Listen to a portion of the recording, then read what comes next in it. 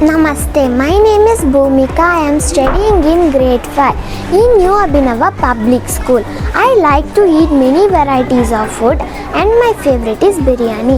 It is just delicious.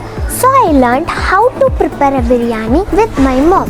The ingredients required to prepare a biryani are rice, oil, chicken, spice, tomato, onion, ginger garlic paste, mint, coriander leaf, chili powder, coriander powder and salt among others. Beyond ingredients, energy is efficient for cooking. Have you ever wondered what would happen if you ran out of the fuel while cooking a big meal like biryani? This thought made me curious about where our cooking energy comes from and how we can use it more efficient.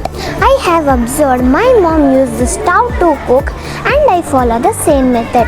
Heat energy is not limited only for cooking. I use it to iron my clothes with an iron box and heat water with my geyser to take a bath every day.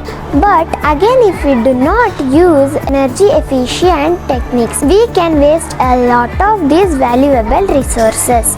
In our daily lives, we use different types of energy such as heat energy, light energy, mechanical energy, electrical energy, sound energy and chemical energy. To prevent the loss of heat energy while cooking, it's important to use lids to cover pots and pans.